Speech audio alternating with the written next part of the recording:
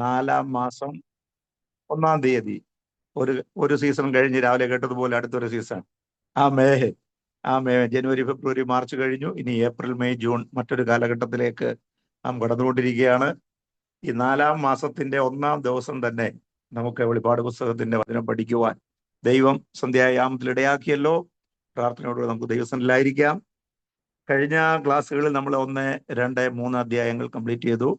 അപ്പോൾ അതെന്താണെന്ന് ഒന്ന് ഓർപ്പിച്ചിട്ട് നമുക്ക് 4-ാം അധ്യായത്തിലേക്ക് വരാം. അതിനാധാരമായിട്ട് കീ വേർഡ്സ് ആയിട്ട് താക്കോൽ വാക്യമായിട്ട് 1:19, 20 ഒന്ന് വായിക്കാം. 1:19 മെയിനായിട്ട്.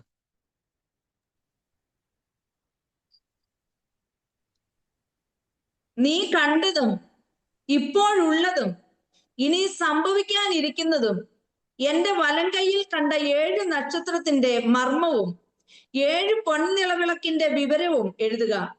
7 നക്ഷത്രം 7 സഭകളുടെ ദൂതാകുന്നു, 7 നിലവിളക്ക് 7 സഭകൾ ആകുന്നു എന്ന് കൽപ്പിച്ചു. ഓക്കെ, നമുക്ക് 19-ാം വാക്യം മാത്രം മതി. അതിന് 20-ാം വാക്യം നമ്മൾ ഓൾറെഡി പഠിച്ചു, ഇനിയും പഠിക്കും. 19-ാം വാക്യമാണ് ഈ യോഹന്നാനുണ്ടായ വെളിപ്പാടിന്റെ മുഖ്യ വാക്യം അല്ലെങ്കിൽ താക്കോൽ വാക്യം. ആകത്തുക, നീ കണ്ടത്.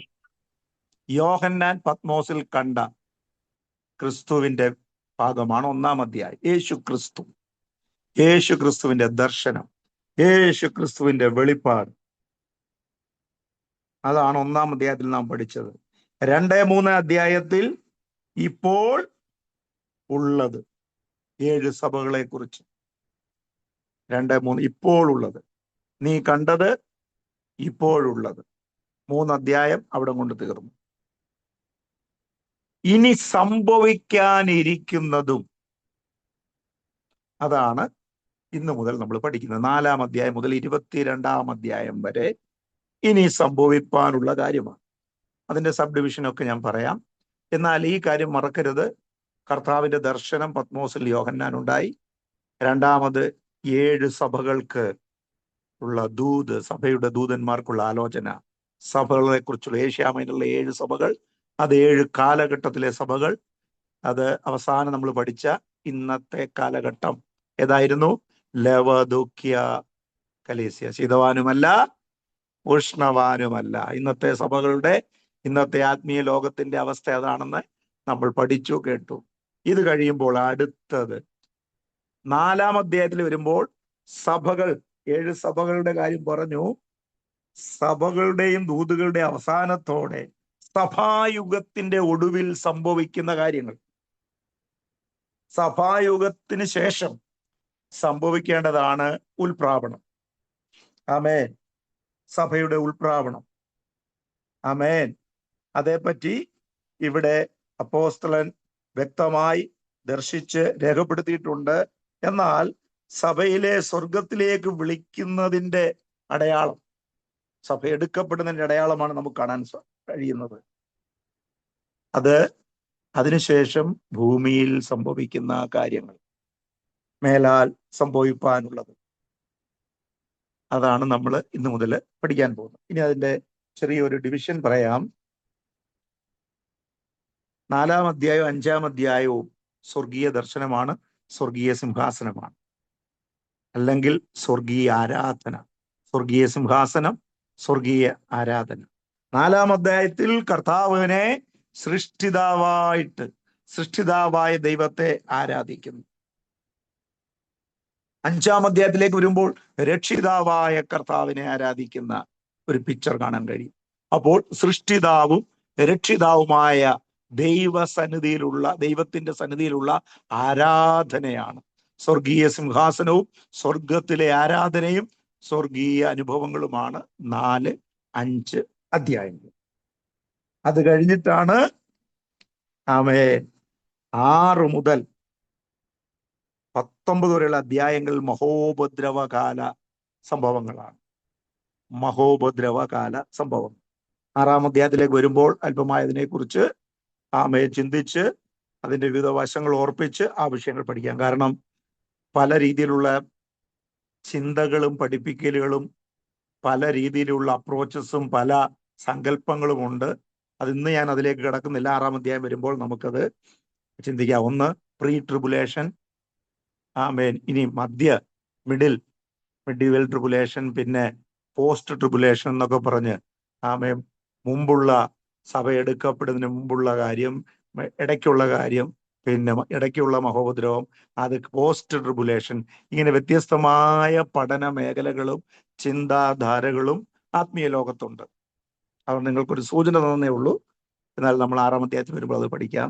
ഇവിടെ ഒരു കാര്യം വ്യക്തമാക്കുന്നുണ്ട്.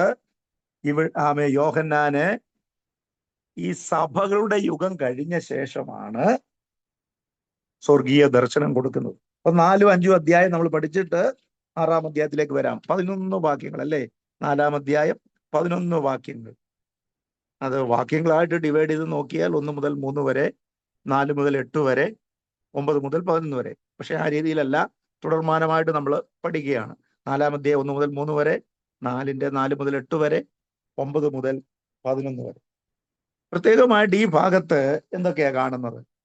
സ്വർഗത്തിൽ 4-ാം അധ്യായത്തിന്റെ എക്സ്പ്ലനേഷൻ ആണ്. നിങ്ങൾ നോട്ട് ചെയ്തോണം. സ്വർഗത്തിൽ ദൈവത്തിന്റെ സിംഹാസനം ഒരു കാര്യം.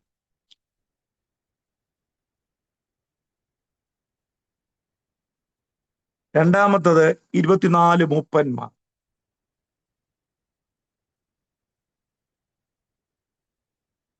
മൂന്നാമത്തത് 4 ജീവികൾ.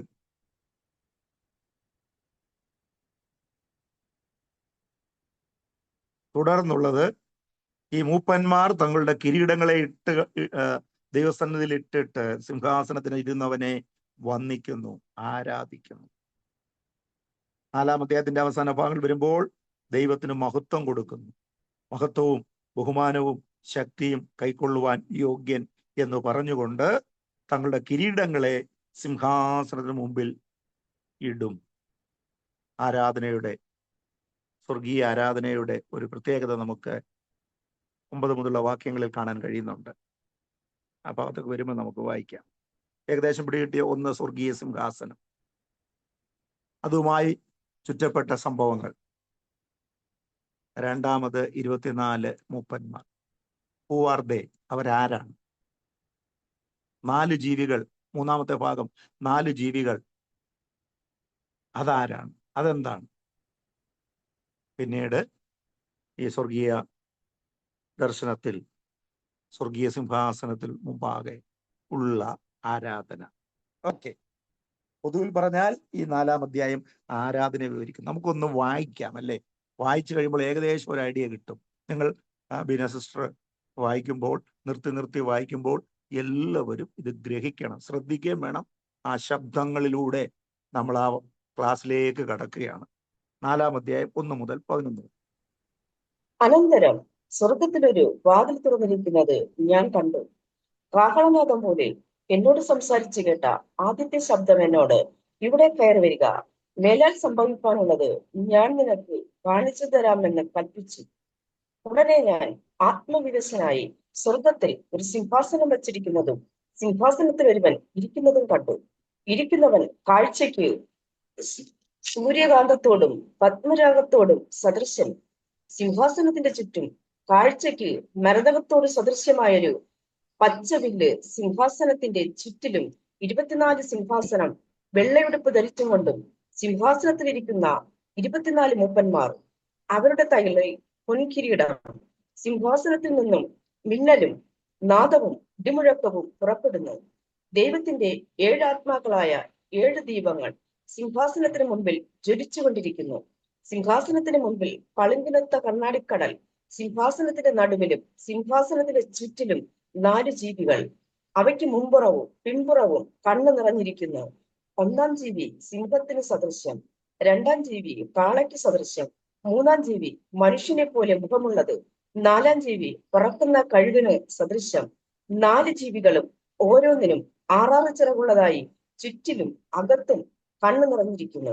ഇരിക്കുന്നവനും ഇരുന്നവനും വരുന്നവനുമായി സർവശക്തിയുള്ള കർത്താവായ ദൈവം പരിശുദ്ധൻ പരിശുദ്ധൻ പരിശുദ്ധൻ എന്ന് അവർ രാപ്പകൽ വിശ്രമം കൂടാതെ പറഞ്ഞുകൊണ്ടിരിക്കുന്നു. എന്നേക്കും ജീവിച്ചിരിക്കുന്നവനായി സിംഹാസനത്തിൽ ഇരിക്കുന്നവന് ആ ജീവികൾ മഹത്വവും ബഹുമാനവും സ്തോത്രവും കൊടുക്കുമ്പോഴൊക്കെ 24 മൂപ്പന്മാരും സിംഹാസനത്തിന് ഇരിക്കുന്നവന്റെ മുൻപിൽ വീണ് എന്നേക്കും ജീവിച്ചിരിക്കുന്നവനെ നമസ്കരിച്ചു, കർത്താവെ, നീ സർവവും സൃഷ്ടിച്ചവനും എല്ലാം നിന്റെ ഹേതുവാൽ ഉണ്ടായതും സൃഷ്ടിക്കപ്പെട്ടവനും ആകയാൽ മഹത്വവും ബഹുമാനവും ശക്തിയും കൈക്കൊള്ളുവാൻ യോഗ്യനെന്ന് പറഞ്ഞുകൊണ്ട് തങ്ങളുടെ കിരീടങ്ങളെ സിംഹാസനത്തിന് മുമ്പിൽ ഇടും. ആമേൻ. Thank you. അപ്പോൾ നമുക്ക് ഒന്ന് ശ്രദ്ധിക്കാം. ഒന്നാമത്തെ വാക്യം വായിക്കുമ്പോൾ, അനന്തരം സ്വർഗത്തിൽ ഒരു വാതിൽ തുറന്നിരിക്കുന്നത് ഞാൻ കണ്ടു. കാഹളനാദം പോലെ എന്നോട് സംസാരിച്ച് കേട്ട ആദ്യത്തെ ശബ്ദം എന്നോട്, ഇവിടെ കയറി വരിക. വീണ്ടും ആവർത്തിക്കുന്നു, മേലാൽ സംഭവിപ്പാനുള്ളത് ഞാൻ നിനക്ക് കാണിച്ചു തരാം എന്ന് കൽപ്പിച്ചു. ഒത്തിരി കാര്യങ്ങൾ ഇതിനകത്തുണ്ട്. സ്വർഗത്തിൽ ഒരു വാതിൽ തുറന്നിരിക്കുന്നത് യോഹന്നാനെ ദൈവം കാണിച്ചു. ആദ്യം യോഹന്നാൻ കാണുകയാണ്, വെളിപ്പാടിൽ കാണുകയാണ്, സ്വർഗത്തിൽ ഒരു വാതിൽ തുറന്നിരിക്കുന്നു. അത് കാണുകയും കാഹളനാദം പോലെ എന്നോട് സംസാരിച്ചു കേട്ട ആദ്യത്തെ ശബ്ദം. അപ്പോൾ കാണുക മാത്രമല്ല, ശബ്ദവും കേട്ടു. കാഹളനാദം പോലെ സംസാരിച്ച ശബ്ദം കേട്ടു. എന്താ പറഞ്ഞത്? ഇവിടെ കയറി വരിക എന്ന് പറഞ്ഞാൽ നമുക്കിനി തുടങ്ങാം. ഇവിടെ കയറി വരിക എന്ന് യോഹന്നാനെ വിളിച്ചപ്പോൾ യോഹന്നാൻ എവിടെയായിരുന്നു? എങ്ങനാണ് കയറി ചെന്നത്? Price the Lord. യോഹന്നാൻ ശാരീരികമായി പത്മോസ് ദ്വീപിലായിരുന്നു. ആമേൻ. ഇവിടെ കയറി വരിക എന്ന് വിളിച്ചപ്പോൾ യോഹന്നാൻ ആത്മാവിൽ സ്വർഗത്തിലേക്ക് എടുക്കപ്പെട്ടു. ശരീരം ഈ ഭൂമിയിലായിരുന്നു, ആത്മാവിൽ സ്വർഗത്തിലേക്ക് എടുക്കപ്പെട്ടു. അഥവാ ആത്മാവിൽ സ്വർഗത്തിലെത്തി. ചിലത് കണ്ടു, ചിലത് കേട്ടു. അപ്പോൾ ദൈവം പറഞ്ഞത് കേൾപ്പിച്ചെന്നറിയാമോ? മേലാൽ സംഭവിപ്പാനുള്ള ഞാൻ നിനക്ക് കാണിച്ചു തരാം. രണ്ടാം വാക്യം വായിക്കുമ്പോൾ ആദ്യ ഭാഗം, ഞാൻ ആത്മവിവശനായി സ്വർഗത്തിൽ ഒരു സിംഹാസനം വെച്ചിരിക്കുന്നു. അപ്പോൾ ആത്മവിവശനായിട്ടാണ്, ആത്മാവിലാണ്, ഇൻ ദ സ്പിരിറ്റ്, ആത്മാവിലാണ് യോഹന്നാൻ സ്വർഗത്തിലേക്ക് എടുക്കപ്പെടുന്നത്. അപ്പോൾ തന്നെ ആത്മാവിൽ ഈ ദർശനങ്ങൾ കാണുകയാണ്, ഈ സംഭവങ്ങൾ കാണുകയാണ്. എന്താണ്? മേലാൽ സംഭവിപ്പാനുള്ളത്. എന്നാൽ അതിനു മുമ്പ് സ്വർഗത്തിന്റെ സ്വർഗത്തിലൊരു ദൈവാലയ പ്രതീതി, സ്വർഗത്തിലെ ഒരു ആരാധനയുടെ പിക്ചറാണ് ഇനി നമുക്ക് 2, 3, 4 വാക്യങ്ങളിലൊക്കെ കാണുന്നത്. ആമേൻ. കാരണം സ്വർഗത്തിൽ ദൈവത്തിന്റെ ആലയം അഥവാ ന്യായാധിപ സഭ എന്നൊക്കെ പല വിധത്തിൽ വർണ്ണിക്കാം. ആലയം, ദൈവത്തിൻ്റെതായ ന്യായാധിപ സഭ, സിംഹാസനവും മൂപ്പന്മാരും ജീവികളും ഒക്കെ ഉള്ളത്. ഒരു ന്യായാധിപ സഭയുടെ ഒരു പിക്ചറും വരുന്നുണ്ട്, ആരാധനയുടെ പിക്ചറും അവിടെ കിട്ടുന്നുണ്ട്. അപ്പോൾ തന്നെ സ്വർഗത്തിലെ ആലോചനാ സഭ, സ്വർഗത്തിലൊരു ആലോചനാ സഭയുണ്ട്. ഇരമ്യാവ് 23:22, ഇരമ്യാവ് 23:22 പ്രകാരം സ്വർഗത്തിലൊരു ആലോചനാ സഭയുണ്ട്. ഇതൊന്നോട്ട് ദാനിയേൽ 7:9 മുതൽ 11 വരെയുള്ള വാക്യങ്ങളിൽ സ്വർഗത്തിലൊരു ന്യായവിസ്താര സഭ. ദാനിയേൽ 7:9 മുതൽ 11 വരെ. ഇരമ്യാവ് 23:22 ആലോചനാ സഭ. 1 രാജാക്കന്മാർ 22:19 ഇതിന്റെ ഒരു ഇൻട്രൊഡക്ഷൻ ആയിട്ട് തരികയാണ്. 1 രാജാക്കന്മാർ 22:19 സ്വർഗത്തിലെ സൈന്യമെല്ലാം യഹോവയുടെ ഇടത്തും വലത്തുമായി കൂടി വന്നു. അപ്പൊ ഞാൻ 3 വാക്യങ്ങൾ പറഞ്ഞു. ഇരമ്യാവ് 23:22, 1 രാജാക്കന്മാർ 22:19, ഇനി ദാനിയേൽ 4:17,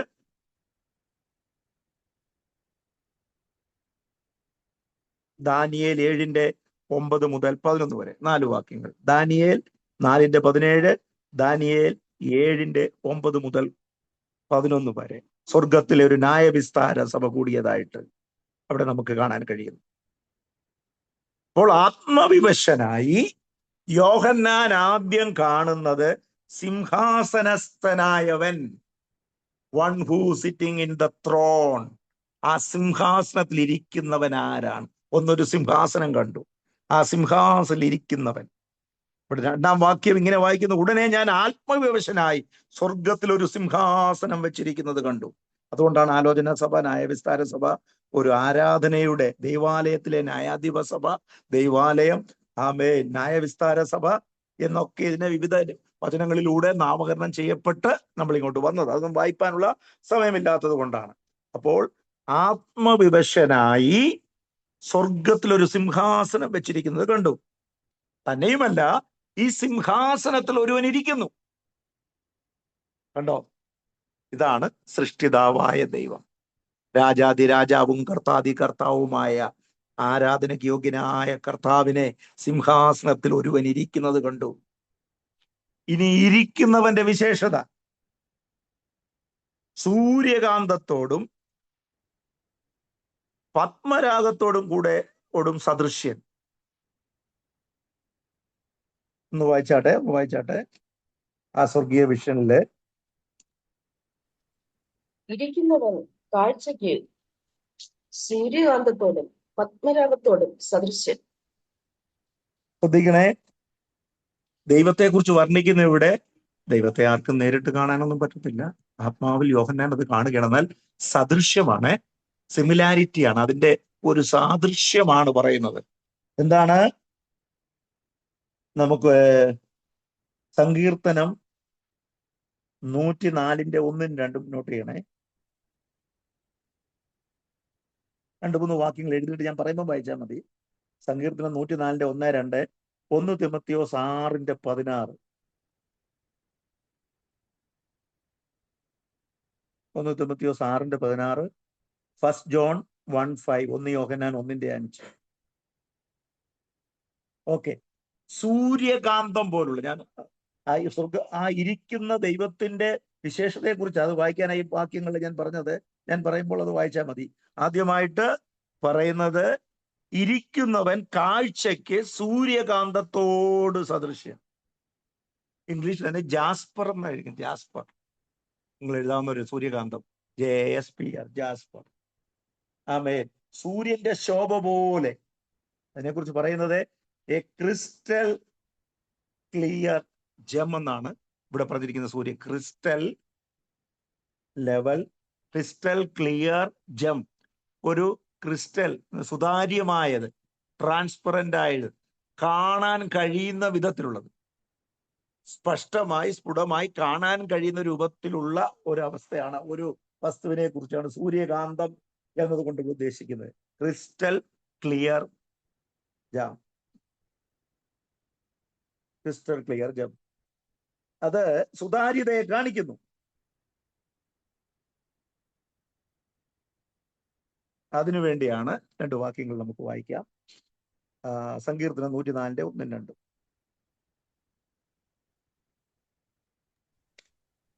എൻ മനമേ യഹോവയെ വാഴ്ത്തുക. 104 അതൊന്ന് വായിക്കാം. ഓക്കെ. വലിയ മഹത്വവും തേജസ്സും നീ ധരിച്ചിരിക്കുന്നു. വസ്ത്രം ധരിക്കുമ്പോൾ നിന്റെ പ്രകാശത്തെ ധരിക്കുന്നു. തീർച്ച പോലെ നീ ആകാശത്തെ വിരിക്കുന്നു. കഴിഞ്ഞോ? ദൈവ തേജസ്സിനെ കുറിച്ചാണ്. ദൈവ തേജസ് വസ്ത്രം ധരിക്കുന്നത് പോലെ 2-ാം വാക്യത്തിൽ അത് വർണ്ണിക്കുന്നു.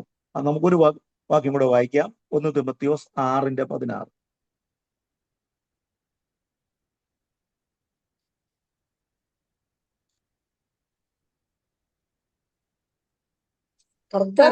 കർത്താവും താൻ മാത്രം ഉള്ളവനും അടുത്തുകൂടാത്ത വെളിച്ചത്തിൽ വസിക്കുന്നവനും മനുഷ്യർ ആരും കാണാത്തവനും കാണാൻ കഴിയാത്തവനുമായവൻ തക്ക സമയത്ത് ആ പ്രത്യക്ഷത വരുത്തും. അവന് ബഹുമാനവും നിത്യവും ഉണ്ട്. മതി. അപ്പൊ ആരും കാണാൻ, ദൈവത്തിന്റെ ആ ദൈവീകതയുടെ, ദൈവത്തെ വർണ്ണിക്കുകയാണ്. ഒന്നുകൂടെ ആദ്യത്തെ ആ സെന്റൻസ് ഒന്ന് വായിച്ചാട്ടെ. ആദ്യ ഭാഗം, കർത്താവും താൻ മാത്രം അമർത്യതയുള്ളവനും അടുത്തുകൂടാത്ത വെളിച്ചത്തിൽ വസിക്കുന്നവനും. അത് അവിടെ മുതലാ. അടുത്തുകൂടാത്ത വെളിച്ചത്തിൽ വസിക്കുന്നവൻ. ഈ സിംഹാസനം ഇരിക്കുന്നവനെ കുറിച്ചുള്ള വർണ്ണനയാണ്. അടുത്തുകൂടാത്ത വെളിച്ചത്തിൽ വസിക്കുന്നവൻ. അടുത്തത്, മനുഷ്യർ ആരും കാണാത്തവനും മനുഷ്യർ ആരും കാണാത്തവനും കാണാൻ കഴിയാത്തവനുമായവൻ. കാണാൻ കഴിയാത്തവനുമായവൻ. Praise the lord. ആമേൻ. ദൈവത്തിന്റെ ആ വെളിച്ചത്തിൽ വസിക്കുന്ന ആ സൂര്യകാന്തം പോലെ ശോഭിക്കുക എന്ന് പറയുമ്പോൾ സിംഹാസനത്തിന് മുമ്പിൽ ആമേൻ ഒരു കണ്ണാടിക്കടൽ പോലെ, പളുങ്കിനൊത്ത കണ്ണാടിക്കടൽ എന്ന് വേണമെങ്കിൽ പറയാൻ കഴിയും. ആമേൻ. What we look like a sea of glass, clear and crystal type. ആമേൻ. ഒരു കണ്ണാടിക്കടൽ പോലെ സ്പഷ്ടമായി കാണത്തക്ക വിധമെന്നാണ് ഇവിടെ രേഖപ്പെടുത്തിയിരിക്കുന്നത്. നമുക്ക് നോക്കാം. ശലോമോൻ പണി കഴിപ്പിച്ച ദൈവാലയത്തിന്റെ പ്രാകാരത്തിൽ താമ്രക്കടലുണ്ടായിരുന്നു. ആമേൻ.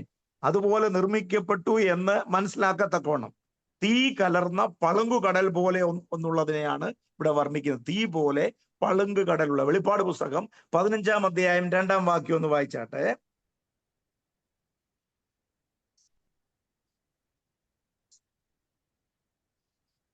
തീ കലർന്ന പളുങ്കുകടൽ പോലെ ഒന്നും മൃഗത്തോടും അതിന്റെ പ്രതിമയോടും പേരിന്റെ സംഖ്യയോടും ജയിച്ചവൻ. ദൈവത്തിന്റെ തീ പോലെ പളുങ്കുകടൽ. ആമേൻ. നമുക്ക് മടങ്ങി വരാം. 4-ാം അധ്യായത്തിന്റെ 6-ാം വാക്യം കൂടെ ചേർന്ന് വായിക്കാം. സിംഹാസനത്തിന് മുമ്പിൽ പളുങ്കിനൊത്ത കണ്ണാടിക്കടൽ, സിംഹാസനത്തിന് നടുവിലും സിംഹാസനത്തിന് ചുറ്റിലും 4 ജീവികൾ. ഓക്കെ, അത് അടുത്തത്. സിംഹാസനത്തിന് മുമ്പിൽ പളുങ്കിനൊത്ത കണ്ണാടിക്കടൽ. ഇതാണ് ക്രിസ്റ്റൽ ടൈപ്പ് എന്ന് ഞാൻ പറഞ്ഞത്. നിങ്ങൾ ഈ ഭാഗം ശ്രദ്ധിക്കണം. ദൈവീക സിംഹാസനം, അതിലിരിക്കുന്ന ഒരുത്തൻ, ആ സിംഹാസനത്തിലിരിക്കുന്ന ദൈവം, അതിന്റെ ചുറ്റുമുള്ള കാര്യങ്ങൾ. സിംഹാസനത്തിൽ ഒരുവൻ ഇരിക്കുന്നു. അതാണ് യോഹന്നാൻ കാണുന്നത്. ഇരിക്കുന്നവന്റെ കാഴ്ച അവ എങ്ങനെയാണ് കാണുന്നത്?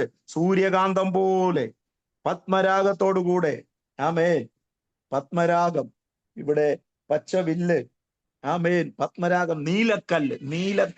പത്മരാഗം ഉദ്ദേശിക്കുന്നത് നീലക്കല്ലാണെന്ന് നമുക്ക് കാണാൻ സാധിക്കും. 6-7 വാക്യങ്ങളൊന്ന് വീണ്ടും 7-ാമത്തെ വാക്യം കൂടെ ഒന്നുകൂടെ വായിച്ചാട്ടെ. സിംഹാസനത്തിന് നടുവിലും സിംഹാസനത്തിന്റെ ചുറ്റിലും 4 ജീവികൾ. വായിച്ചു. അവയ്ക്ക് മുമ്പുറവും പിമ്പുറവും കണ്ണു നിറഞ്ഞിരിക്കുന്നു. ഓക്കെ, അവിടെ നിൽക്കട്ടെ. ഞാൻ പറയാൻ വരുന്നത്, 1 സൂര്യകാന്തം പോലുള്ളത്, 2 പത്മരാഗം, അല്ലേ? പത്മരാഗത്തോടുകൂടെ. 3 സിംഹാസനം ചുറ്റും കാഴ്ചയ്ക്കും മരതകത്തോട് സദൃശ്യമായ പച്ചവില്ല്. എന്റെ പഴയ നിയമത്തിലുള്ള ആ ഭാഗങ്ങൾ ലേവ്യ പുസ്തകത്തില് ഓൾഡ് ടെസ്റ്റ്മെന്റ് ഏഫോദ് ഉണ്ടാക്കുമ്പോൾ, ലേവ്യ പുസ്തകത്തിൽ പുരോഹിതന്മാർക്ക് വേണ്ടി ഉണ്ടാക്കുന്ന വസ്ത്രത്തില് ഈ കാര്യങ്ങൾ വർണ്ണിച്ചു കാണുന്നു ലേവ്യ പുസ്തകത്തില്. അത് നിങ്ങളുടെ ശ്രദ്ധയിലേക്ക് വരുവാൻ വേണ്ടി ഞാൻ ഓർപ്പിക്കുന്നു. ലേവ്യ പുസ്തകത്തിൽ പറയും പത്മരാഗം, രത്നം, അവിടെ ഉണ്ടായിരിക്കുന്ന കാര്യങ്ങൾ ഇവിടെ സ്വർഗീയ സിംഹാസനത്തിൽ അത് കാണുകയാണ്. സിംഹാസനത്തിൽ ഇരിക്കുന്നവന്റെ ഒരു 4 കാര്യങ്ങൾ ഓർപ്പിച്ചിട്ട് ഞാൻ അങ്ങോട്ട് വരാം. 1, സിംഹാസനത്തിൽ ഇരിക്കുന്നവൻ, ഓൺ ദ ത്രോൺ. 4 പോയിന്റ് നിങ്ങൾ എഴുതിക്കോ. ഒന്നാമത്, ഇത് വാക്യപ്രതിവാക്യമായിട്ട് നമുക്ക് ധ്യാനിച്ചാൽ നമുക്ക് പിടി കിട്ടത്തില്ല. അതുകൊണ്ട് ചില പോയിന്റ് ബൈ പോയിന്റ് ആയിട്ട്. 1, സിംഹാസനത്തിൽ ഇരിക്കുന്നവൻ, on the throne. 2, around the throne, അവന്റെ ചുറ്റും, ആ സിംഹാസനത്തിന് ചുറ്റുമുള്ളത് എന്താണ്?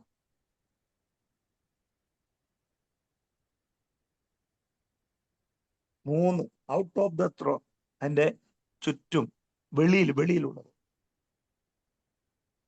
4, ബിഫോർ ദ ട്രോൺ. ഈ 3-ാമത്തെ വാക്യം മുതൽ ഏകദേശം 6-ാമത്തെ വാക്യം വരെ വരുമ്പോൾ നമുക്കതിന്റെ വിശദീകരണം കാണാൻ കഴിയുന്നു. Price the Lord. 1, on the thrown. മൂന്നാമത്തെ ഒന്ന് പറയാം. ഞാൻ പറയാമേ. ഞാൻ നോട്ട് ചെയ്തിരിക്കുന്ന ഔട്ട്. ഒരു മിനിറ്റ്.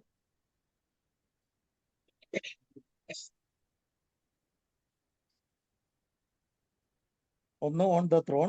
2, around the thrown. 3 ചുറ്റും റൗണ്ട് ചുറ്റും, പിന്നെ സിംഹാസനത്തിലും വെള്ള ഉടുപ്പ് ധരിച്ചുകൊണ്ട് സിംഹാസനത്തിൽ ഇരിക്കുന്ന മൂപ്പന്മാർ ഓരോ പൊൻകിരീടം സിംഹാസനത്തിൽ നിന്ന് മിന്നലും നാദവും out of the throne, out of the throne, സിംഹാസനത്തിൽ നിന്ന് പുറപ്പെടുന്ന എന്താണ്? അത് 5-ാമത്തെ വാക്യത്തിലുണ്ട്. സിംഹാസനത്തിൽ നിന്ന് അതാണ് കിട്ടിയോ? Out of the thrown. വാക്യം കണ്ടോ? സിംഹാസനത്തിൽ നിന്ന്. 4-ാമത്തെ എന്താണ്? Before the throne. ആ സിംഹാസനത്തിന്റെ മുമ്പിൽ എന്താണ് സംഭവിക്കുന്നത്? അപ്പൊ ആദ്യം നമ്മൾ കേട്ടത് സിംഹാസനത്തിൽ ഇരിക്കുന്നവൻ, ഓൺ ദ ത്രോൺ, അത് ദൈവം തന്നെ. രണ്ടാമത് എറൗണ്ട് ദ ത്രോൺ, സിംഹാസനത്തിന് ചുറ്റും കാഴ്ചയ്ക്കും മരതകത്തോട് സദൃശ്യമായ പച്ചവില്ല്. ഇവിടെ പച്ചവില്ലെന്ന് പറയുമ്പോൾ ദൈവത്തിന്റെ തേജസ്സിനെ കുറിച്ചാണ്. അത് റെയിൻബോ, മഴവില്ലിന് നോഹയുടെ കാലത്ത് ദൈവം ഒരു നിയമം ചെയ്തില്ലേ? ദൈവം ഒരു ഉടമ്പടി ചെയ്തു. 9-ാം അധ്യായം 11 മുതൽ 17 വരെ. ഉൽപ്പത്തി പുസ്തകം 9-ാം അധ്യായം 11 മുതൽ 17 വരെ. അതൊന്ന് വായിക്കുമ്പോൾ ഈ പച്ചവില്ലുമായി, എന്തുകൊണ്ട് പച്ചവില്ലെന്ന് പറയുന്നു? മഴവില്ല് പല കളറുണ്ട്, ചുറ്റുമാ, എറൗണ്ടാ എന്ന് പറഞ്ഞാൽ നേരെയല്ല കാണുന്നത്, നമ്മൾ ഹൊറിസോണ്ടലും വെർട്ടിക്കലുമായി, ലംബമായും തിരശ്ചീനമായും, ഇല്ലയോ? അങ്ങനെ കണ്ടില്ല മലയാളത്തിൽ പറയുന്നത്. ആമേൻ. ഹൊറിസോണ്ടൽ ആൻഡ് വെർട്ടിക്കൽ രീതിയിൽ. ആമേൻ. അവിടെ കാണുന്ന പച്ചവില്ല്, മഴവില്ലിന് കാഴ്ചയ്ക്ക് മരതക തുല്യമായ പച്ചവില്ലെന്ന് പറയുമ്പോൾ നമുക്ക് ഉൽപ്പത്തി പുസ്തകം 9-ാം അധ്യായം 11 മുതൽ 17 വരെ എടുത്ത് വായിക്കാം.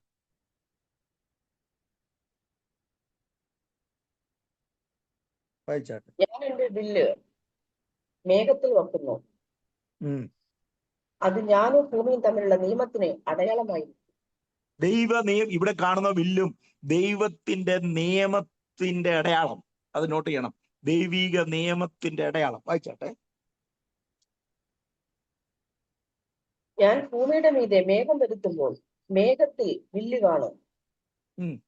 അപ്പോൾ ഞാനും നിങ്ങൾ സർവ്വജഡവുമായ സകല ജീവജന്തുക്കളും തമ്മിലുള്ള എന്റെ നിയമം ഞാൻ ഓർക്കും. ഒരു മിനിറ്റ്. ദൈവം ഈ വില്ല് കാണിക്കുന്നത് നോഹയുടെ കാലത്തും കാണിച്ചത് നോഹയ്ക്ക് മാത്രമായിട്ടല്ല. ശ്രദ്ധിക്കണേ. ഇന്ന് ഞാനത് പകലത് വളരെ ധ്യാനിച്ചു. അതൊരു വലിയ പ്രസംഗ വിഷയമാണ്. നിങ്ങൾക്ക് ആ ചിന്തയ്ക്കായി വിട്ടുതരുന്നു. നോഹയോടും നോഹയുടെ മക്കളോടും മാത്രമല്ല ഇവിടെ പറയുന്നത്, സകല ജീവജാലങ്ങൾക്കുമുള്ള നിയമം. പക്ഷി, മൃഗ, മത്സ്യ, ഭൂചര ജന്തുക്കൾക്കെല്ലാം ഉള്ളൊരു നിയമമാണ്. ദൈവം തന്റെ നിയമം നോഹയോട് കാണിക്കുമ്പോൾ സകല ജഡത്തോടുമുള്ള നിയമമാണെന്ന്, സകല മൃഗങ്ങളോടുമുള്ള ദൈവത്തിന്റെ നിയമമാണെന്ന് കാണുവാൻ കഴിയുന്നു. 9-ന്റെ 9-ഉം 10-ഉം വായിച്ചോ.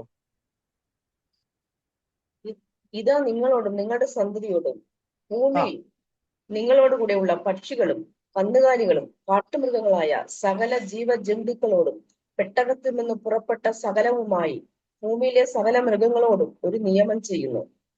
ആരോടൊക്കെയാ നിയമം ചെയ്തേ? അതാ ഞാൻ പറഞ്ഞു. ദൈവം നിയമം ചെയ്യുമ്പോൾ മനുഷ്യനോട് മാത്രമല്ല, പക്ഷികളോടും മൃഗങ്ങളോടും സകല ചരാചരങ്ങളോടും ദൈവം നിയമം ചെയ്യുന്നു.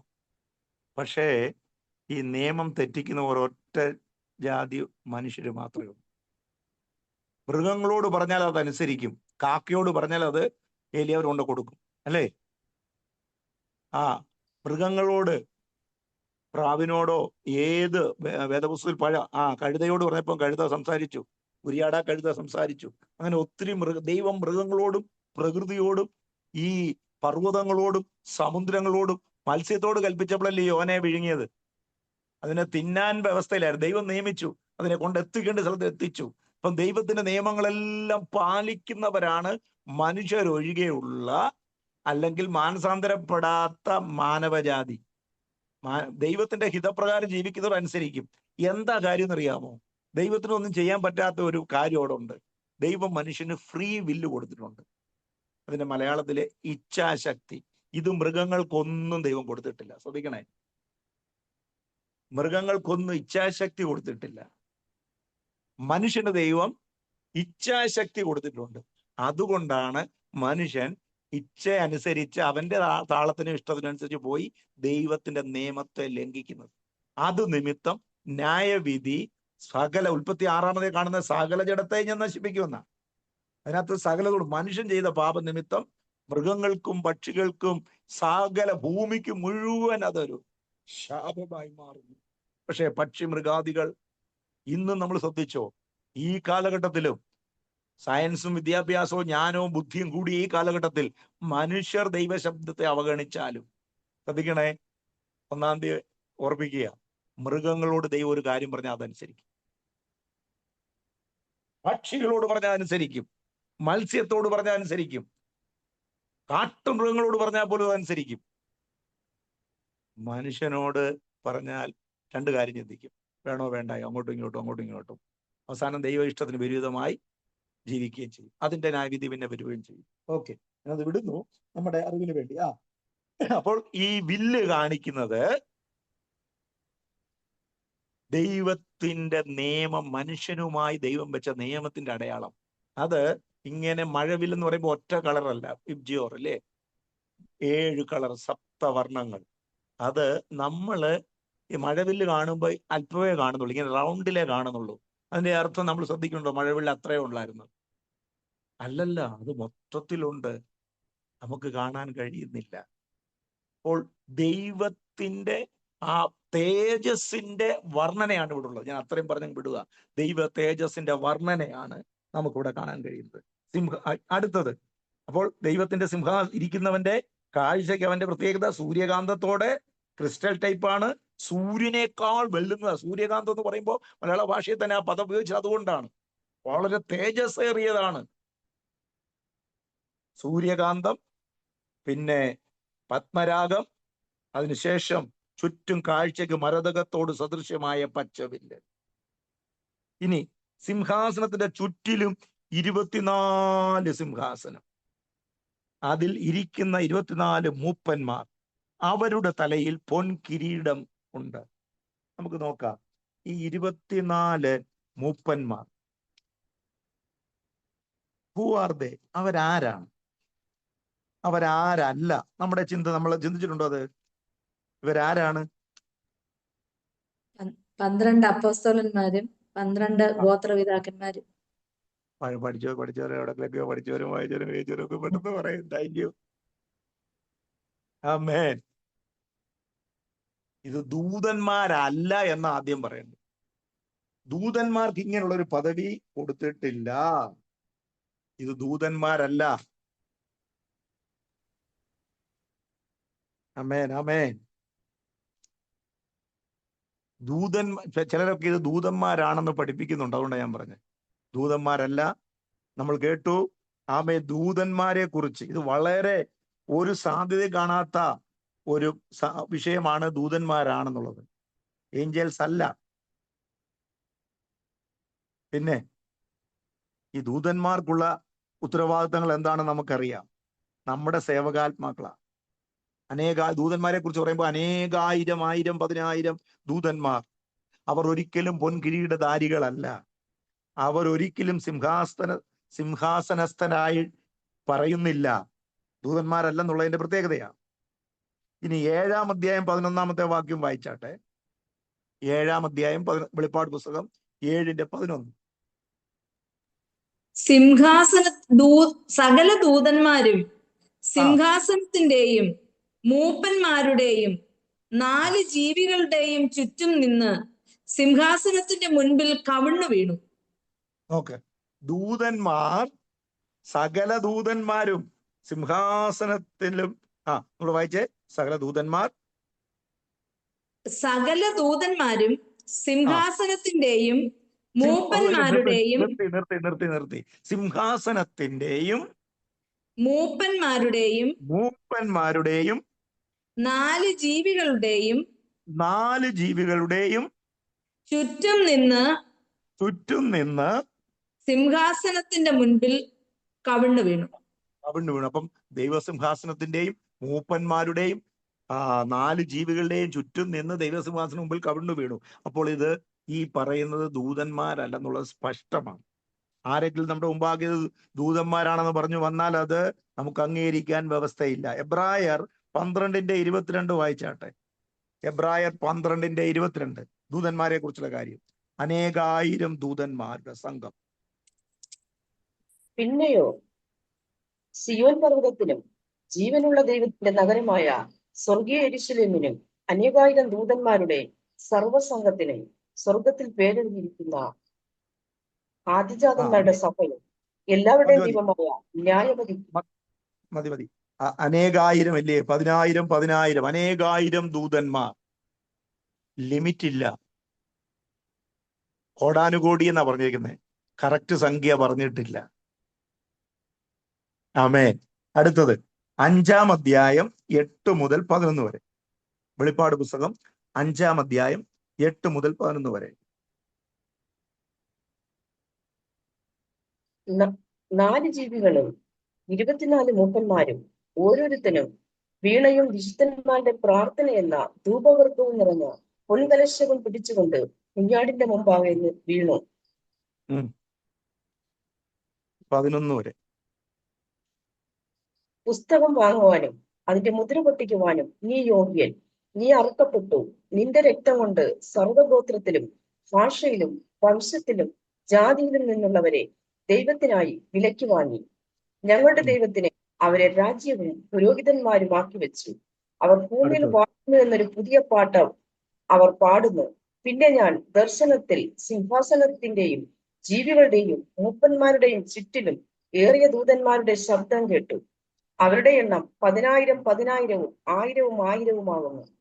മതി. 11-ാം വാക്യത്തിൽ സ്പഷ്ടമായി പറയുന്നു, പിന്നെ ഞാൻ ദർശനത്തിൽ സിംഹാസനത്തിന്റെയും ജീവികളുടെയും മൂപ്പന്മാരുടെയും ചുറ്റിലും ഏറിയ, ആ പദപ്രയോഗം ഒന്ന് അണ്ടർലൈൻ ചെയ്യണേ, ഏറിയ ദൂതന്മാരുടെ ശബ്ദം കേട്ടു. ഒരു പർട്ടിക്കുലർ നമ്പർ പറഞ്ഞിട്ടില്ല. ഏറിയ ദൂതന്മാരുടെ ശബ്ദം കേട്ടു. അവരുടെ എണ്ണം, ദൂതന്മാരുടെ എണ്ണം 10,000-ഉം 10,000-ഉം 10,000-ഉം 10,000-ഉം 1000-ഉം ആയിരുന്നു. എന്ന് പറഞ്ഞാൽ 24 അല്ല. ഈ 24 പേര് കർത്താവിന്റെ സിംഹാസനം ചുറ്റും ആമേൻ 24 സിംഹാസനം ഇരുന്ന് ആമേൻ കർത്താവിനോട് കൂടെ ആയിരിക്കുന്ന അവരെ കുറിച്ചാണ് പറയുന്നത്. ഇത് ദൂതന്മാരല്ലെന്നുള്ള വർണ്ണനയാണ് നമ്മളിപ്പോൾ കേട്ടത്. അപ്പോൾ തന്നെ നമ്മളൊരു ഉത്തരം നമുക്ക് കണ്ടെത്തിയിരുന്നു. കാരണം ഈ ദൂതന്മാർ ദൈവത്തിന്റെ സന്നിധിയിൽ ദൈവമക്കളായ നമുക്കുള്ള, നമ്മുടെ ശുശ്രൂഷയ്ക്കുള്ള സേവകാത്മാക്കൾ. അതറിയാമല്ലോ ദൂതന്മാരുടെ ഡ്യൂട്ടി എന്തുവാ. 1-ാം അധ്യായം എബ്രായർ 1:14. ആമേ നമ്മുടെ വായിച്ചാട്ടെ. എബ്രായർ 1:14 ദൂതന്മാരുടെ ദൗത്യം.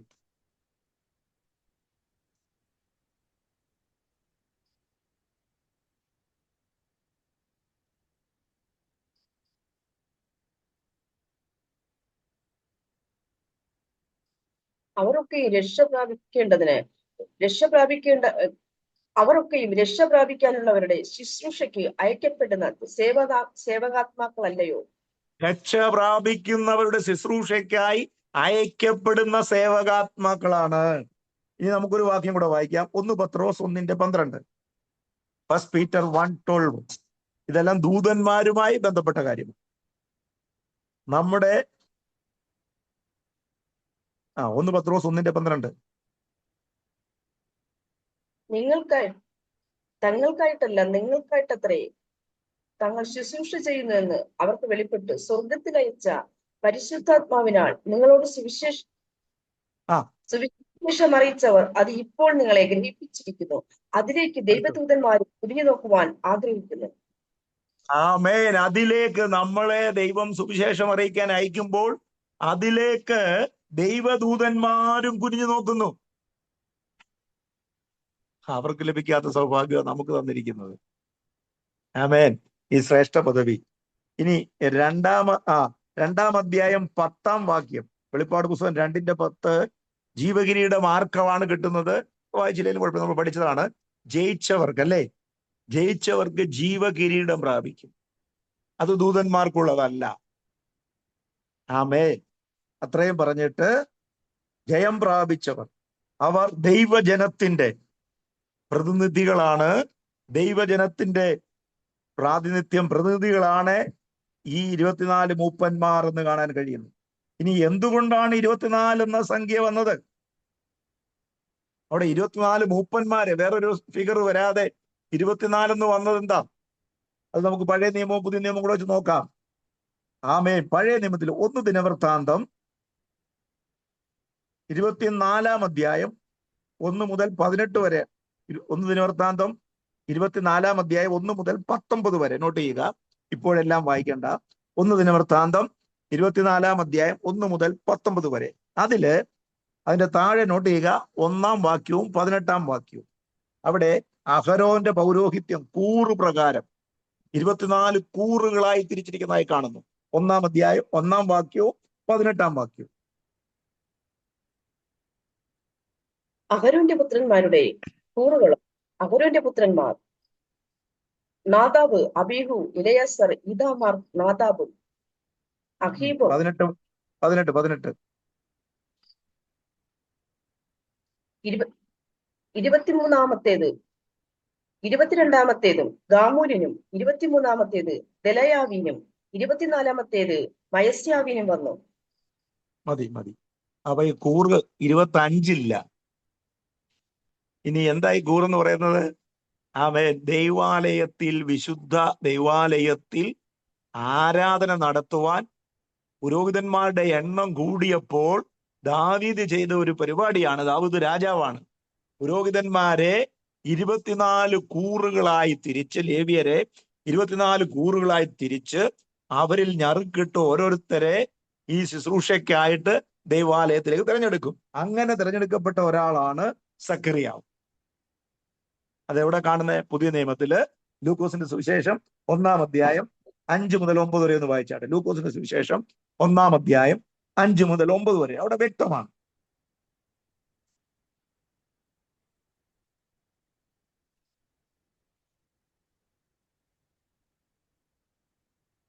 യഹൂദ്യ രാജാവായ ഹെരോദാവിന്റെ കാലത്ത് അബിയാപൂറിൽ സക്കറിയാവ് എന്നൊരു പേരുള്ള പുരോഹിതനുണ്ടായിരുന്നു. അവന്റെ ഭാര്യ അഹരോന്റെ പുത്രിമാരിൽ ഒരുത്തിയായിരുന്നു. അവൾക്ക് എലിസബത്ത് എന്ന് പേർ. ഇരുവരും ദൈവസന്നിധിയിൽ നീതിയുള്ളവരും കർത്താവിന്റെ സകല കൽപ്പനകളിലും ന്യായങ്ങളിലും കുറ്റമില്ലാത്തവരായി നടക്കുന്നവരുമായിരുന്നു. മതി. അപ്പൊ അഹരോന്റെ 9 വരെയുള്ള വാക്യം പിന്നെ വായിച്ചാൽ മതി. നോട്ട് ചെയ്താൽ മതി. 1-ാം അധ്യായം 5 മുതൽ 9 വരെ. അപ്പോൾ അഹരോന്റെ ഇത് പൗരോഹിത്യത്തെയും പഴയ നിയമത്തിലെ 12 ഗോത്രങ്ങളെ ആണ് കാണിക്കുന്നത്. ഞാൻ ചുരുക്കി പറയാം. പഴയ നിയമത്തിലെ 12 ഗോത്ര പിതാക്കന്മാരെ, ഗോത്രങ്ങളെയും പുതിയ നിയമത്തിലെ 12 അപ്പോസ്തലന്മാരെ. Price the Lord. ഇസ്രായേലിന്റെ 12 ഗോത്രപിതാക്കന്മാർ, രണ്ടാമത് യേശു ക്രിസ്തുവിലൂടെ തിരഞ്ഞെടുക്കപ്പെട്ട 12 അപ്പോസ്തലന്മാർ അഥവാ ദൈവദാസന്മാർ. പഴയ നിയമത്തിലെ 12, പുതിയ നിയമത്തിലെ 12. അപ്പോൾ ദൈവം പഴയ നിയമത്തെ ഉപേക്ഷിക്കുന്നില്ല, പുതിയ നിയമത്തെ ഉപേക്ഷിക്കുന്നില്ല. പഴയ നിയമത്തിലെ അബ്രഹാമിന്റെ വംശത്തിൽപ്പെട്ട 12 ഗോത്രങ്ങളിലെ മൂപ്പന്മാർ, പിതാക്കന്മാർ. 12 ശിഷ്യന്മാർ, കർത്താവ് തിരഞ്ഞെടുക്കപ്പെട്ടവർ. ആമേൻ. ഇതില് എന്തുകൊണ്ടാണ് ഈ 2 പേരെയും കാറ്റഗറൈസ് ചെയ്തെന്നറിയാമോ? ഇനി സംഭവിക്കാൻ പോകുന്ന കാര്യം, കർത്താവ് മധ്യാകാശത്തിൽ, കർത്താവ് ആമേൻ രണ്ടാമത് വരുമ്പോൾ ദൈവസഭയെ ആദ്യം എടുക്കുന്നത് അല്ലേ? കർത്താവിന്റെ ജനത്തെ കർത്താവ് വീണ്ടെടുക്കുവാൻ വരും. കർത്താവ് ഇതുപോലെ യോഹന്നാനെ കണ്ടതുപോലെ ആത്മാവിൽ എടുക്കപ്പെട്ടതുപോലെ നമ്മളും ആമേൻ ക്രിസ്തുവിൽ ജീവിക്കുന്നവർ രൂപാന്തരപ്പെടും, മരിച്ചവർ ഉയർത്തെഴുന്നേൽക്കും. ആമേൻ. കർത്താവിനോടുകൂടെ മധ്യാകാശത്തിലേക്ക് ദൈവസഭ എടുക്കപ്പെടും. എന്നാൽ യഹൂദന്മാർ പിന്നീട്, അതാണ് 6-ാം അധ്യായം മുതൽ 19-ാം അധ്യായം വരെ അതിന്റെ ഡിവൈഡ് ചെയ്ത് പല ചാപ്റ്റേഴ്സ് ഡിവൈഡ് ചെയ്ത് നമ്മൾ പഠിക്കും. യഹൂദന്മാർക്കുണ്ടാകുന്ന മഹാപീഡനം, ആമേൻ, അതിലും ജയിച്ചു വരുന്നവർക്ക് ആ മഹാകഷ്ടകാലത്ത്, മഹോപദ്രവകാലത്ത് ജയിച്ചു വരുന്ന യഹൂദ ജനത്തെയും ദൈവം ചേർക്കും. യഹൂദന്മാർക്ക് ഒരു ശേഷിപ്പ്, അവരുടെ ഒരു വീണ്ടെടുപ്പ് ദൈവം വെച്ചിട്ടുണ്ട്. അപ്പോൾ 12 പഴയ നിയമ ഗോത്ര പിതാക്കന്മാരെയും 12 യേശുവിന്റെ ശിഷ്യന്മാർ, അപ്പോസ്തലന്മാർ, ഇവർ രണ്ടുപേരും കൂടെ ചേർത്താണ് 24. ഇവരെ കുറിച്ച് പറയുന്നത് ഇത് മനുഷ്യരല്ലാതെ ദൂതന്മാരല്ലെന്നുള്ളത് ആദ്യമെല്ലാം നമ്മൾ കേട്ടത്. അടുത്തത് ഇവരുടെ വസ്ത്രം നോക്ക്, വെള്ള വസ്ത്രം ധരിച്ചിരിക്കുന്നു, തൂവെള്ള വസ്ത്രം. നമ്മൾ വായിച്ച ഭാഗത്ത് ഒന്നുകൂടെ വരാം. 24 സിംഹാസനം വെള്ളയുടുപ്പ് ധരിച്ചുകൊണ്ട്, കണ്ടോ, വെള്ളയുടുപ്പ്. അവരുടെ വസ്ത്രം വെള്ളയുടുപ്പാണ്. അത് വിശുദ്ധന്മാരുടെ വസ്ത്രമാണെന്നും അത് വിശുദ്ധിയെ കാണിക്കുന്നുവെന്നും ആമേൻ അവരുടെ നിർമ്മലതയെ കാണിക്കുന്നുവെന്നും നമുക്ക് തിരുവചനങ്ങളെ വിവിധ ഭാഗങ്ങളിൽ നിന്ന് കാണുവാൻ കഴിയും. ഞാൻ അതിലേക്ക് പോകുന്നില്ല. ഇങ്ങനെയുള്ള വസ്ത്രധാരികളായ ദൂതന്മാരെ കുറിച്ച് എങ്ങും രേഖപ്പെടുത്തിയിട്ടില്ല. പിന്നെ ജയാളികൾ എന്നും പറയുന്നുണ്ട്. ജയിച്ചു വന്നവർ, അവർക്കാണല്ലോ കിരീടം കിട്ടുന്നത്. അപ്പോൾ മനുഷ്യരുടെ ഇടയിൽ നിന്ന്, ദൈവസഭയിൽ നിന്ന്, ദൈവമക്കളുടെ ഇടയിൽ നിന്ന്, ഈ ലോകത്തിൽ നിന്ന് ജയം പ്രാപിച്ചു വരുന്നവർക്കാണ്, ജയാളികളായി വരുന്നവർക്കാണ്. ജയിക്കുന്നവൻ 7 സഭകളോട് പറഞ്ഞപ്പോൾ ജയിക്കുന്നവന് ഇന്ന കിരീടം, ജയിക്കുന്നവൻ ഇന്ന വിജയം, ഇന്ന ഗിഫ്റ്റ്, ഇന്ന പ്രതിഫലം എന്ന് പറഞ്ഞു ജയിക്കുന്നവരെ കുറിച്ച് പറഞ്ഞു. അതും ദൂതന്മാരുമായി ബന്ധപ്പെട്ടതല്ല. അപ്പോൾ നമുക്കൊരു കാര്യം മനസ്സിലായി. പുതിയ നിയമത്തിലൂടെ നമുക്ക് ഇത് തെളിയിക്കുവാൻ ഈ വെളിപ്പാട് പുസ്തകത്തിൽ തന്നെ വാക്യമുണ്ട്. അത് 2-3 വാക്യം വായിച്ചിട്ട് മൂപ്പന്മാർ ജീവികളുടെ അടുക്കിലേക്ക് നമുക്ക് വരാം. വെളിപ്പാട് പുസ്തകം 21-ാം അധ്യായം 12-14 വാക്യങ്ങൾ. 21-ാം അധ്യായം 12-14. വന്മതിലും 12 ഗോപുരവും, ഗോപുരങ്ങളിൽ 12 ദൂതന്മാരുമുണ്ട്. ഇസ്രായേൽ മക്കളുടെ 12 ഗോത്രങ്ങളുടെ പേരും ഒത്തിയിട്ടുമുണ്ട്.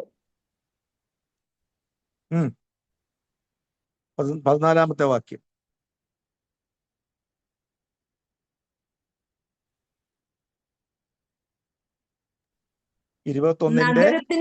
നഗരത്തിന്റെ മതിലിന് 12 അടിസ്ഥാനവും അതിൽ കുഞ്ഞാടിന്റെ 12 അപ്പോസ്തലന്മാരുടെ 12 പേരും. മതി. 12-ാം വാക്യത്തില് ഇവിടെ 12 ദൂതന്മാർ, 12 ഗോത്രങ്ങളുടെ പേർ. 12 ദൂതന്മാർ പറഞ്ഞു 12 ഗോത്രങ്ങളുടെ പേര്, ഗോത്രപിതാക്കന്മാർ. 14-ാം വാക്യത്തിൽ വരുമ്പോൾ 12 അപ്പോസ്തലന്മാരുടെ പേരും. തെറ്റിദ്ധരിക്കും. ദൂതന്മാർ 12 ദൂതന്മാർ, 12 ഗോത്രപിതാക്കന്മാർ. പഴയ നിയമത്തിലെയും പുതിയ നിയമത്തിലെയും കൂട്ടിച്ചേർത്താണ് ഈ 24 പേർ വന്നതെന്ന് നമുക്ക് കാണാൻ കഴിയുന്നു. Price the Lord. വെളിപ്പാട് പുസ്തകം 21-ാം അധ്യായം 9 മുതൽ ഉള്ള വാക്യങ്ങൾ വായിക്കുമ്പോൾ നമുക്കത് കാണാൻ കഴിയും. 9 മുതൽ 27 വരെ നമ്മൾ ആ ഭാഗത്ത് വരുമ്പം ധ്യാനിക്കാം. 9 മുതൽ താഴോട്ട് വായിച്ചു വരുമ്പോഴാണ് ഇത് മനസ്സിലാകുന്നത്. ഇവിടെ ഈ 24 മൂപ്പന്മാരുടെ വിശേഷത, അവരുടെ വെള്ളയുടുപ്പ്, അവരാരൊക്കെയാണെന്ന് വ്യക്തമായിട്ട് എഴുതിയിട്ടുണ്ട്. വിശുദ്ധ നഗരം കാണിച്ചിട്ട് ദൈവം അവിടെ വെളിപ്പെടുത്തുന്നുണ്ട്. നമുക്ക് ആ ഭാഗത്ത് വരുമ്പോൾ അത് അധികമായി ചിന്തിക്കാം. ഓക്കെ, അപ്പോൾ നമുക്ക് മടങ്ങി വരാം 4-ാം അധ്യായത്തിലേക്ക്. 4-ാം അധ്യായത്തിലേക്ക് വരുമ്പോൾ 24 സിംഹാസനം, വെള്ളയുടുപ്പ് ധരിച്ചുകൊണ്ട് സിംഹാസനം ഇരിക്കുന്ന 24 മൂപ്പന്മാർ, അത് സ്പഷ്ടമായി. അവരുടെ തലയിൽ പൊൻകിരീടം, ജയിച്ചു വരുന്നവർ, പൊൻകിരീടം. സിംഹാസനത്തിൽ നിന്ന് മിന്നലും നാദവും ഇടിമുഴക്കും. 5-ാം വാക്യം പുറപ്പെടുന്നു. ദൈവത്തിന്റെ 7 ആത്മാക്കളായ 7 ദീപങ്ങൾ സിംഹാസനത്തിന് മുമ്പിൽ ജ്വലിച്ചുകൊണ്ടിരിക്കുന്നു. Price the Lord. ദൈവ സാന്നിധ്യം, അത് ദൈവിക പൂർണ്ണതയാണ് കാണിക്കുന്നത്. ദൈവത്തിന്റെ 7 ആത്മാക്കൾ, 7 ദീപങ്ങൾ, ദൈവത്തിന്റെ മുമ്പിൽ ജ്വലിച്ചു നിൽക്കുന്ന 7 ആത്മാക്കൾ എന്ന് പറയുമ്പോൾ ആ ദൈവിക പൂർണ്ണതയെ, ദൈവസിംഹാസനം ജ്വലിച്ചുകൊണ്ടിട്ടാണ് ജ്വലിച്ചു നിൽക്കുന്ന ദൈവത്തിന്റെ 7 ആത്മാക്കൾ. 3-ാം അധ്യായം 1-ൽ, 5-ാം അധ്യായം 6-ാം വാക്യത്തിലേക്ക് വരുമ്പോൾ കുഞ്ഞാടിന്റെ 7 കണ്ണുകളായിട്ടാണ് ഇവിടെ ഉപമിച്ചിരിക്കുന്നത്. 5-ാം അധ്യായം 6-ാം വാക്യത്തിലേക്ക് വായിച്ചാട്ടെ.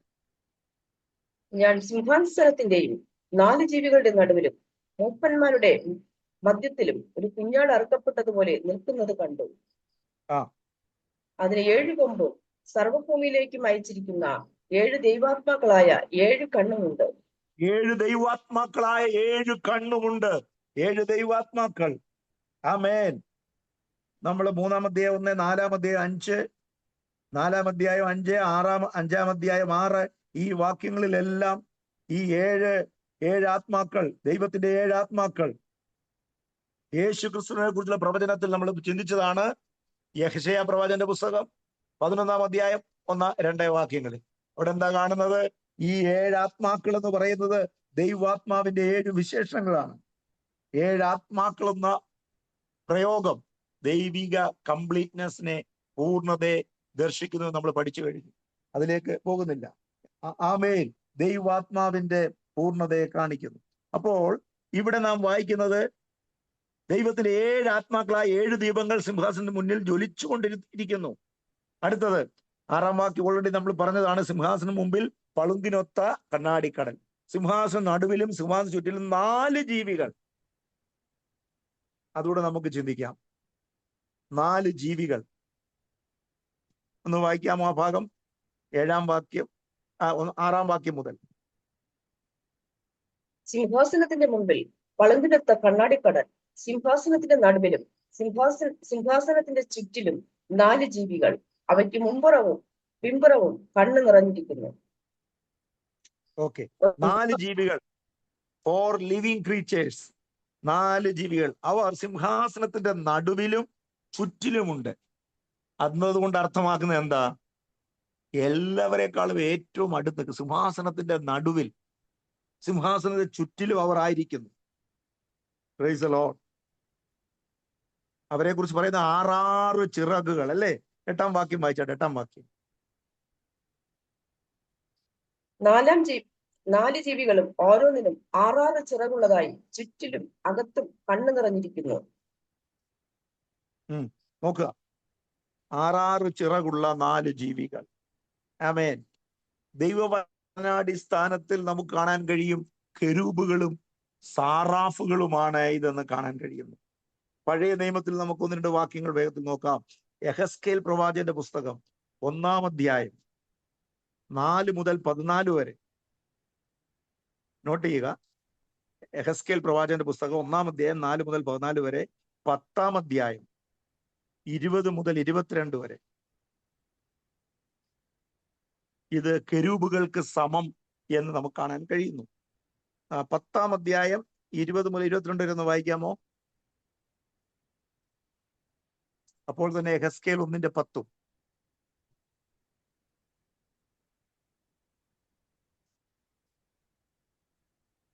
അവരുടെ 22 അല്ലേ പക്ഷേ? 10-ന്റെ 22 അല്ലേ? അല്ല, 10-ന്റെ 20 മുതൽ 22 വരെ. ഓരോന്നിനും 4. ഇത് ഞാൻ കേബാർ നദീതീരത്ത് വെച്ച് ഇസ്രായേലിന്റെ ദൈവത്തിന്റെ കീഴെ കണ്ട ജീവി തന്നെ. അവ കെരൂബുകൾ എന്ന് ഞാൻ ഗ്രഹിച്ചു. ഓരോന്നിനും 4 മുഖവും 4 ചിറകും ഉണ്ടായിരുന്നു. ചിറകിൻ കീഴെ മനുഷ്യ കൈ പോലെ ഒന്നുണ്ടായിരുന്നു. അവയുടെ മുഖരൂപം വിചാരിച്ചാൽ ഞാൻ കേബാർ നദീതീരത്ത് വെച്ച് കണ്ട മുഖങ്ങൾ തന്നെയായിരുന്നു. അവയുടെ ഭാഷയും അവ ഒക്കെയും തന്നെ.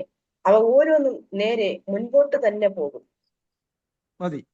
ആമേൻ. 1-ാം അധ്യായം 10-ാം വാക്യം. 1-ാം അധ്യായം 4 മുതൽ 14 വരെ. അവിടെയും ഈ യോഹന്നാൻ കണ്ടതുപോലെ ദൈവിക വെളിപ്പാട്, ദൈവ തേജസ്സിന്റെ ദർശനം യെഹെസ്കേൽ കാണുകയാണ്. അതില് 1-ാം അധ്യായം 4 മുതൽ 14 വരെയാണ്. ഇല്ലെങ്കിൽ 10-ാമത്തെ വാക്യം വായിക്കാം. അവയുടെ മുഖരൂപമോ അവയ്ക്ക് മനുഷ്യ മുഖമുണ്ടായിരുന്നു. 4നും വലത്തുഭാഗത്ത് മുഖവും ഇടത്തുഭാഗത്ത് കാളമുഖവും ഉണ്ടായിരുന്നു. 4നും കഴുകു മുഖവും ഉണ്ടായിരുന്നു. ഇങ്ങനെയായിരുന്നു അവയുടെ മുഖങ്ങൾ. അവയുടെ ചിറകുകൾ മേൽഭാഗം വിടർന്നിരുന്നു. ഈ 2 ചിറക് മതി. അത് പിന്നീട് വായിച്ചാൽ മതി. 4-ാമത്തെ വാക്യം മുതൽ 14-ാമത്തെ വാക്യം വരെ യെഹെസ്കേൽ കബാർ നദിയുടെ തീരത്ത് ആ ദർശനം കാണുമ്പോൾ, സ്വർഗീയ ദർശനം കാണുമ്പോൾ ഈ 4 ജീവികളെ കുറിച്ചും പറയുന്നുണ്ട്. ഇനി യെശയ്യാവും ദർശിച്ചിട്ടുണ്ട്, നമുക്കറിയാവുന്നതാ. 6-ാം അധ്യായം. ഉസിയാരാവ് മരിച്ച ആണ്ടിൽ കർത്താവ് ഉയർന്നു പൊങ്ങിൽ സ്മാരിക്കുമ്പോൾ അതിന്റെ 3-ാം വാക്യം വായിച്ചാട്ടെ. 6:3. യെശയ്യാവ് 6:3. ഒരുത്തനോടൊരുത്തൻ സൈന്യങ്ങളുടെ യഹോവ പരിശുദ്ധൻ പരിശുദ്ധൻ പരിശുദ്ധൻ, സർവഭൂമിയും അവന്റെ മഹത്വം കൊണ്ട് നിറഞ്ഞിരിക്കുന്നു എന്ന് ആർത്തു പറഞ്ഞു. ഓക്കെ, അപ്പോൾ കെരൂബുകളെ കുറിച്ച് അവിടെ പറയുന്നു. സാറാഫുകൾ കെരൂബുകളും സ്വർഗവാസികളായ ദൂത സഞ്ചയത്തെ കുറിച്ച് കാണുന്നു. കെരൂബുകളും സാറാഫുകളും. ഇനി സമാഗമന കൂടാരത്തിലും ശലോമോന്റെ ദൈവാലയത്തിലും കെരൂബുകളുടെ രൂപമുണ്ടായിരുന്നു എന്ന് നമുക്ക് ആ ദൈവാലയ സംബന്ധമായ വിഷയങ്ങൾ പഠിക്കുമ്പോൾ കാണാൻ കഴിയും. ആമേൻ. തന്നെയുമല്ല, അവ കഴുകു രൂപത്തിലായിരുന്നു എന്നും കാണുന്നു. യെശയ്യാവ് ദർശിക്കുമ്പോഴും സാറാഫുകളെ കാണുന്നു, യെഹസ്കേൽ കെരൂബുകളെ കാണുന്നു. ശലോമോന്റെ ദൈവാലയത്തിൽ ദൈവം കൊടുത്ത ആ രൂപം, കെരൂബുകളുടെ രൂപം, ഇതെല്ലാം വെളിപ്പാട് പുസ്തകത്തിൽ യോഹന്നാൻ കണ്ട വെളിപ്പാടുമായിട്ട് നമ്മൾ തുലനം ചെയ്തുകൊണ്ട് ഈ 4 ജീവികൾ, അവരുടെ രൂപങ്ങൾ, അവര് ഏതെല്ലാം വിധത്തിലുള്ളതായിരുന്നു. ഒന്ന്, മനുഷ്യമുഖം. ഇവിടെ വായിക്കുന്നത് 1-ാം ജീവി സിംഹത്തിന് സദൃശം. നോട്ട് ചെയ്യണേ, 4 ജീവികൾ. 1-ാം ജീവി സിംഹമുഖം. അത് കാട്ടുമൃഗങ്ങളുടെ അടയാളമാണ്. 2-ാമത്തത് കാള, കന്നുകാലികൾക്ക് റെപ്രസെന്റേറ്റീവ്, കന്നുകാലികളുടെ സദൃശ്യം. 3-ാമത്തത് മനുഷ്യന് മുഖം പോലുള്ള, അല്ലേ? 3-ാം ജീവി മനുഷ്യനെ പോലുള്ളത്, മനുഷ്യമുഖം, മാനവജാതിയെ കുറിച്ചുള്ളത്. 4-ാമത്തത് കഴുകിന് സദൃശ്യം, പക്ഷികളെ. ഇനി സുവിശേഷവുമായി ഇതിനെ നമുക്ക് കർത്താവിന്റെ ദൗത്യവുമായി ബന്ധപ്പെട്ടതിനെ നമ്മൾ കണക്ട് ചെയ്യാൻ പോവാം. മത്തായി 4 സുവിശേഷങ്ങൾ, 4 രൂപസാദൃശ്യങ്ങൾ വേദപണ്ഡിതന്മാർ പറഞ്ഞിട്ടുണ്ട്. 1, മത്തായി കർത്താവിനെ രാജാവായിട്ടാണ് കാണുന്നത്. കർത്താവിനെ സിംഹരാജാവായിട്ട്, സിംഹം. 2-ാമത് മർക്കോസില് ദാസൻ, കാളയുടെ സദൃശ്യം, ദാസന്റെ അനുഭവം. 3-ാമത് ലൂക്കോസ് മനുഷ്യപുത്രൻ, സൺ ഓഫ് മാൻ, മനുഷ്യന്റെ രൂപം. ഈ ദൗത്യങ്ങൾ കർത്താവിൽ ഉണ്ടായിരുന്നു. 4-ാമത്തത് യോഹന്നാൻ കണ്ടത് ദൈവത്വം, സൺ ഓഫ് ഗോഡ്, ദൈവത്വം, കഴുകുമുഖം, ദൈവത്തിന്റെ മഹത്വവും ഔന്നത്യത്തെയും വെളിപ്പെടുത്തുന്നു.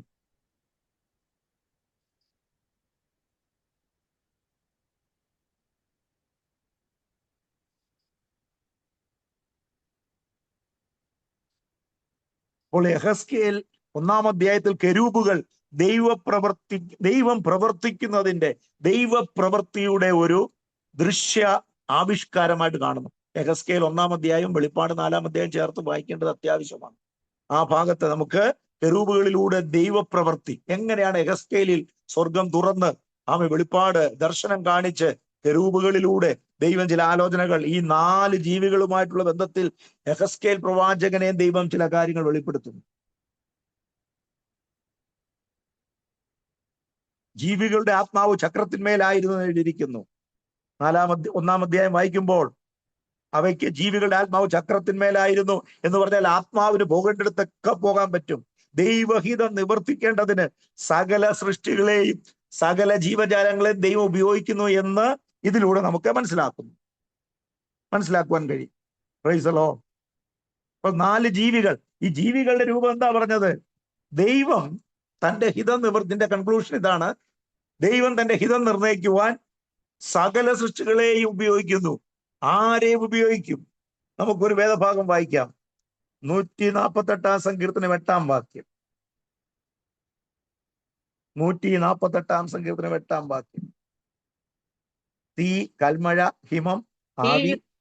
തീയും കൽമഴയും ഹിമവും ആവിയും അവന്റെ വചനമനുഷ്ഠിക്കുന്ന കൊടുങ്കാറ്റും പർവ്വതങ്ങളും സകല കുന്നുകളും ഫലവൃക്ഷങ്ങളും സകല ദേവദാരുക്കളും മൃഗങ്ങളും സകല കന്നുകാലികളും ഇഴജന്തുക്കളും പർവ്വജാതികളും ഭൂമിയിലെ രാജാക്കന്മാരും സകല വംശങ്ങളും ഭൂമിയിലെ പ്രഭുക്കന്മാരും സകല ന്യായാധിപന്മാരും യുവാക്കളും യുവതികളും വൃദ്ധന്മാരും ബാലന്മാരും ഇവരൊക്കെയും യഹോവയുടെ നാമത്തെ സ്തുതിക്കട്ടെ.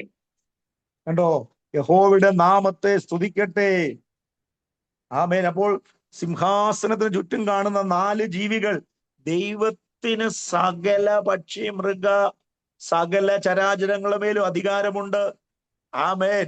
ദൈവിക സിംഹാസനത്തിന് ചുറ്റും നിൽക്കുന്ന 4 ജീവികൾ, ആമേൻ, ദൈവീക പ്രവൃത്തിയുടെ, ദൈവത്തിന്റെ അധികാരം, ദൈവം എല്ലാവരെയും ഉപയോഗിക്കാൻ കഴിയും. ആരെ വേണമെങ്കിലും ദൈവത്തിന് ഉപയോഗിക്കാൻ കഴിയും എന്നുള്ളതിന്റെ തെളിവാണ്. ആമേൻ. നമുക്ക് 7-ാം വാക്യം സമയമായതുകൊണ്ട് ഇവിടെ നിർത്തുന്നു. 7-ാം വാക്യം വായിച്ച് നിർത്താം. 7-ഉം 8-ഉം. ഒന്നാം ജീവി സിംഹത്തിന് സദൃശ്യം, രണ്ടാം ജീവി കാളയ്ക്ക് സദൃശ്യം, മൂന്നാം ജീവി മനുഷ്യനെ പോലെ മുഖമുള്ളത്, നാലാം ജീവി പറക്കുന്ന കഴുകിന് സദൃശ്യം. 4 ജീവികളും ഓരോന്നിനും 6 ചിറകുള്ളതായി ചുറ്റിലും അകത്തും കണ്ണു നിറഞ്ഞിരിക്കുന്നു. ഇരിക്കുന്നവനും ഇരുന്നവനും വരുന്നവനുമായി സർവശക്തിയുള്ള കർത്താവായ ദൈവം പരിശുദ്ധൻ പരിശുദ്ധൻ പരിശുദ്ധൻ എന്ന് അവർ രാപ്പകൽ വിശ്രമം കൂടാതെ പറഞ്ഞുകൊണ്ടിരിക്കുന്നു. മതി, നോക്കണം. ഇനി ആരാധന ഇത്രയും പറഞ്ഞു വന്നിട്ട് ഈ മൂപ്പന്മാരും അവരുടെ കിരീടങ്ങളെ താഴെയിട്ട് ഇനി ഈ 4 ജീവികളും അവരെന്താ ചെയ്യുന്നത്? ആരാധന. ഒരു ദൈവാലയത്തിന്റെ പ്രതീതി ഉണ്ടെന്ന് ഞാൻ ആദ്യമേ പറഞ്ഞു. സ്വർഗീയ ദൈവാലയം. അവിടെ വേറൊരു കാര്യമൊന്നും അല്ല, അവിടെ ആരാധനയാണ് നടക്കുന്നത്. ആരാധന. അവർ ദൈവത്തെ, സർവശക്തിയുള്ള കർത്താവായ ദൈവം പരിശുദ്ധൻ പരിശുദ്ധൻ പരിശുദ്ധൻ എന്ന് രാപ്പകൽ വിശ്രമമില്ലാതെ പറഞ്ഞുകൊണ്ടിരിക്കുന്നു. താഴോട്ട് വായിക്കുമ്പോൾ, എന്നേക്കും ജീവിച്ചിരിക്കുന്നവനായി സിംഹാസനത്തിൽ ഇരിക്കുന്നവൻ ആ ജീവികൾ മഹത്വവും ബഹുമാനവും സ്തോത്രവും കൊടുക്കുന്നു. അപ്പോൾ സ്വർഗീയ ആരാധന, ഞാനത് വായിച്ചു വിടാം. എന്റെ കണ്ടിന്യൂഷൻ ആണത്. ആമേൻ. ദൈവത്തെ ആരാധിക്കുന്നതിന്റെ വിശേഷത ഇവിടെ കാണുന്നത് ആ 4 ജീവികൾ 9-ാം വാക്യം മഹത്വവും ബഹുമാനവും സ്തോത്രവും കൊടുക്കുമ്പോഴൊക്കെയും 24 മൂപ്പന്മാരും സിംഹാസനത്തിൽ ഇരിക്കുന്നവന് മുമ്പിൽ വീണ് എന്നേക്കും ജീവിച്ചിരിക്കുന്നവനെ നമസ്കരിച്ചു. എന്നിട്ട് അവർ പറയുന്ന ഒരു കാര്യമുണ്ട്: കർത്താവേ, നീ സർവവും സൃഷ്ടിച്ചവനും എല്ലാം നിന്റെ ഇഷ്ടം ഹേതുവായി ഉണ്ടായതും സൃഷ്ടിക്കപ്പെട്ടതുമാകയാൽ മഹത്വവും ബഹുമാനവും ശക്തിയും കൈക്കൊള്ളുവാൻ യോഗ്യനെന്ന് പറഞ്ഞുകൊണ്ട് തങ്ങളുടെ കിരീടങ്ങളെ സിംഹാസന മുമ്പിലിട്ടു. അപ്പോൾ 4-ാം അധ്യായത്തിൽ നമ്മൾ എന്താ പഠിച്ച? സമയം കഴിഞ്ഞു. ആമേൻ. ഒന്ന് ദൈവിക ദർശനത്തിൽ യോഹന്നാനെ സ്വർഗത്തിലേക്ക് കൊണ്ടുപോയി. ദർശനമാണ്, സ്വർഗീയ ദർശനം, ഹെവൻലി വിഷൻ. അതിനകത്ത് സ്വർഗീയ സിംഹാസനം, അതിന്റെ മൊത്തത്തിലുള്ള വർണ്ണന, അതിന്റെ കൂടെ 24 മൂപ്പന്മാർ, 4 ജീവികൾ, അവരെല്ലാരും കൂടെ ചേർന്ന് സർവശക്തനായ ദൈവത്തെ ആരാധിക്കുന്നു. കുഞ്ഞാടേ, നീ യോഗ്യൻ, ദൈവത്തിന് മഹത്വം കൊടുക്കുന്നു. സ്വർഗീയ ഒരു വിഷയത്തിലേക്ക് നമ്മൾ 4-ാം അധ്യായത്തിലൂടെ കടന്നുപോയി. ദൈവം നമ്മളെ അനുഗ്രഹിക്കട്ടെ. 5-ാം അധ്യായം വരുമ്പോൾ കർത്താവ് സൃഷ്ടിതാവായ ദൈവം, അടുത്ത രക്ഷിതാവായ ദൈവം, ആ ദൈവത്തെ സ്തുതിക്കേണ്ടതിന്റെ ആവശ്യകത അടുത്ത ക്ലാസ്സിൽ പഠിക്കാം. ദൈവം നമ്മെ അനുഗ്രഹിക്കട്ടെ.